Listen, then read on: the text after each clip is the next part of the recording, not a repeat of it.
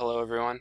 Sorry I can't be here in person today, but I'm presenting on Benoit Mandelbrot, a recent scientist, and I've dubbed him the discoverer of the fractal geometry of nature. That was the title of one of his major books. Okay, so we're starting with the old paradigm of classical geometry, these ancient shapes that we've studied in our classes, with an emphasis on smoothness and perfection. So on the left there's a cylinder. See, it's very straightforward with a height and radius, and then there's a pyramid in the middle. And on the right, I put a sketch of a mountain to illustrate the way that this classical geometry doesn't match up very well with the world we actually see. Real natural form does not fit in these, it's not smooth. So Mandelbrot's realization, or innovation, was fractal geometry, which embraces the roughness of natural form and tries to make mathematics work to understand the real world, not just the smooth world of our imagination. So on the left there's a computer-generated image of fractal mountains, which does a much better job actually capturing the real form, then fractal clouds in the middle, and a fractal tree on the right, which is actually related, I think, to the Fibonacci example that Matt and Olivia gave us the other day. So the definition of a fractal, I'll read this out and you can observe there's an example of a fractal on the right. A fractal is a never-ending pattern. Fractals are infinitely complex patterns that are self-similar across different scales. They are created by repeating a simple process over and over in an ongoing feedback loop. Driven by recursion, fractals are images of dynamic systems, the pictures of chaos. Geometrically, they exist in between our familiar dimensions. Fractal patterns are extremely familiar since nature is full of fractals. For instance, trees, rivers, coastlines, mountains, clouds, seashells, hurricanes, etc. Abstract fractals, such as the Mandelbrot set, can be generated by a computer calculating a simple equation over and over again. And that's from the fractalfoundation.org. So I'll talk a little bit about the actual life of Benoit Mandelbrot. He's a pretty interesting guy. Born the 20th of November in 1924 in Warsaw, Poland. And pretty early on in his life, he moved from Poland to France to escape the Nazi presence. I think he was Jewish, but that doesn't seem to be a major part of his identity. But in France, he actually had decent schooling, but it was often interrupted by moving around because the Germans were occupying France at that time, so he was under threat. But actually, he did have periods of normalcy, as he describes it in his autobiography, and he scored extremely high on the national exams, and he got into the best French university, so he ended up being pretty successful, and I think he seems to identify most with the French culture and country. And then he died the 14th of October in 2010 in Cambridge, Massachusetts, and his autobiography came out in 2012. So he spent his childhood evading World War II in France, or trying to at least evade death. He was educated at the École Polytechnique, which is a very prestigious math and sciences university in France, and Caltech, and he also spent time at Princeton, and I think he also has a degree from the University of Paris. He did most of his research at IBM during what he calls their golden years, 1958 to 1993. It was a 35-year span, which he often would leave IBM to teach temporarily or go lecture, and then he wrote books. But IBM was a very cutting-edge company, and I guess they had the resources and the will to support a few independent researchers, and Mandelbrot was one of, their star researchers. He became one of the star researchers, so he had a lot of freedom to pursue his interests, which spanned all kinds of different academic disciplines, so he didn't really fit into normal boxes. And in fact, he had a difficult time finding institutions that would accept his disparate interests, or seemingly disparate interests, because in reality they all share the concept of the beauty of roughness, fractal geometry, and just the natural form that he's fascinated with. And then he finished his career with a very prestigious position as Sterling Professor of Mathematical Sciences at Yale University. Okay, so I'll give you some quotes from his autobiography, which I've been reading, The Fractalist. So this is some of the first words in the introduction. Nearly all common patterns in nature are rough. They have aspects that are exquisitely irregular and fragmented. not merely more elaborate than the marvelous ancient geometry, but of massively greater complexity. For centuries, the very idea of measuring roughness was an idle dream. This is one of the dreams to which I have devoted my entire scientific life. Then he quotes Galileo as he introduces part 1 of his book. He says, "All truths are easy to understand once they are discovered. The point is to discover them." And here I think I'm going to make a brief aside because this relates very directly to a quote by Noam Chomsky that I think is very interesting about human nature. So I'll try to read this fast. "Oversimplifying grossly, I really don't mean what I'm going to say now literally. One might suppose that the following general lines of an explanation are accurate. It is as if, as human beings of a particular biologically given organization, we have in our heads to start with a certain set of possible intellectual structures, possible sciences, okay? Now, in the lucky event that some aspect of reality happens to have the character of one of these structures in our mind, then we have a science. That is to say that, fortunately, the structure of our mind and the structure of some aspect of reality coincide sufficiently so that we develop an intelligible science. It is precisely this initial limitation in our minds to a certain kind of possible science which provides the tremendous richness and creativity of scientific knowledge. It is important to stress, and this has to do with your point about limitation and freedom. Oh, by the way, he's talking to Foucault. This is a debate between them. That were it not for these limitations, we would not have the creative act of going from a little bit of knowledge, a little bit of experience, to a rich and highly articulated and complicated array of knowledge. Because if anything could be possible, then nothing would be possible.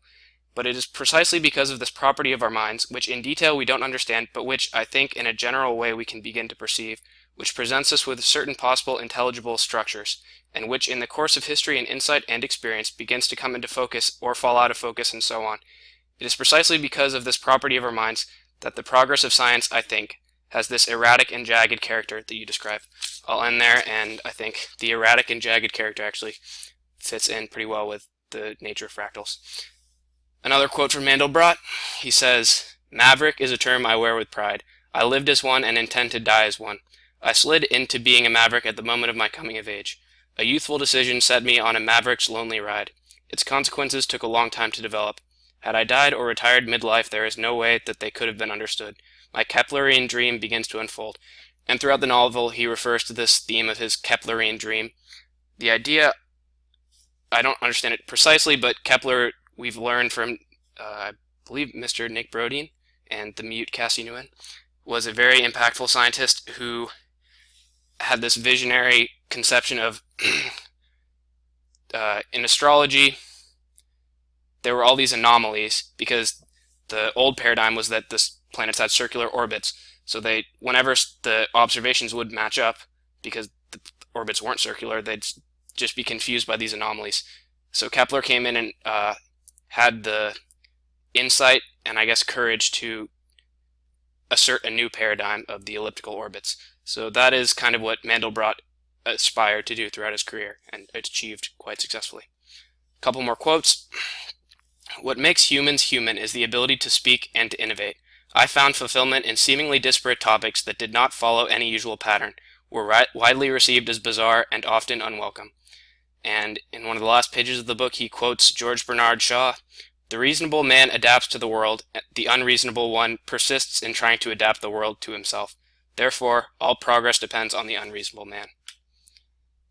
Okay, I'll talk a little bit briefly about the Mandelbrot set, which is his most famous, well, it's named after him. Science writer Arthur C. Clarke credits the Mandelbrot set as being, quote, "one of the most astonishing discoveries in the entire history of mathematics," and you'll see why in a second. I'll play a video. And then I just took some text from Wikipedia. It's a complicated concept, but this is the most straightforward way I know how to describe it.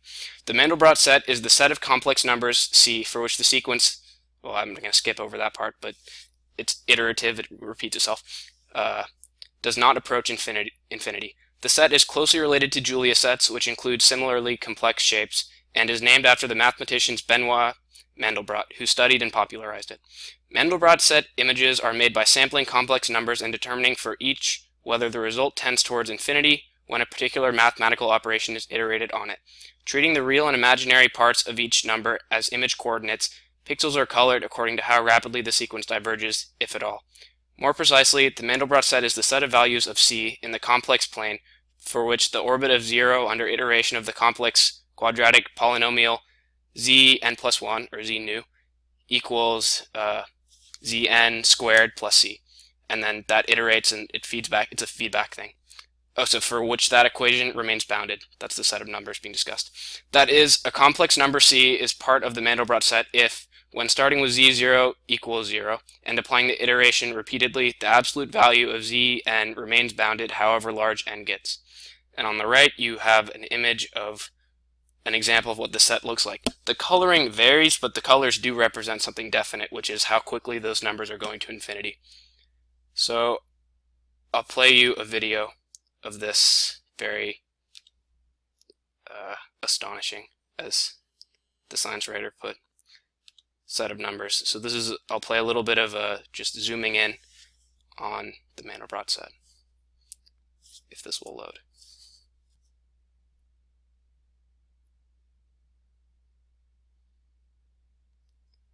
So I'll talk a little bit about the nature of fractals, summarize a little more.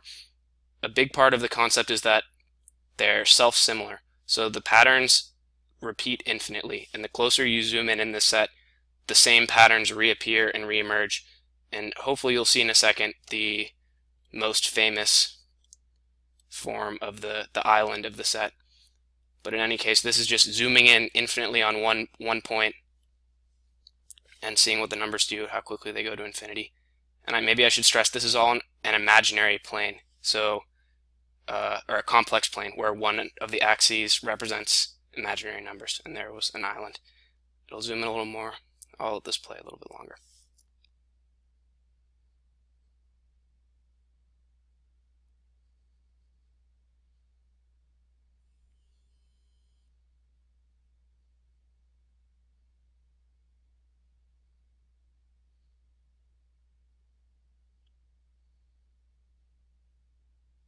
Alright, hopefully you get the idea. I'm almost done with this. I need to go to my next slide though. My computer is having a difficult time. I apologize. Okay, this might get a little rough. Just one more slide. Present. I apologize. Okay, and so to finish off, I just found a couple, or I guess 4 GIFs from Wikicommons of different examples of the fractal process. So top left, this is an example of how they generate these shapes of the mountains that are so much more accurate than just a triangle or pyramid or whatever. So they just divide it into smaller and smaller and rougher surfaces. But it's all that he uses geometry. He's a very geometric thinker, but it's just he asserts his own paradigm, a natural paradigm.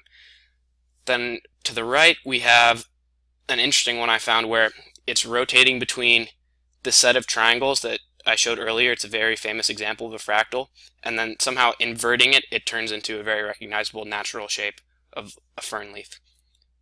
I think this is the Sierpinski triangle, something like that. That's what the name of that set is. Then bottom left, one of his most impactful work that he did was on financial markets. So this is an example. He shows how when you take a chart, like a price chart, the more you zoom in, the chart actually has the same fractal shape. So it doesn't really matter if you're looking at a day time frame or 15 minutes or a second, or it's the same Jatic, erratic, but ultimately understandable patterns. Bottom right, this is the Julia set animation. The Julia set I don't fully understand, but I think Gaston Julia was a very famous French mathematician who was actually a teacher of Mandelbrot's and a big influence on his thinking. The Mandelbrot set is closely related to the Julia set, so this is just an interesting animation of how that looks. So I'm done. This is the bibliography. Thank you for listening. Sorry if this was a little bit long, but there's a lot to talk about with Mandelbrot. So thank you. I will see you all shortly.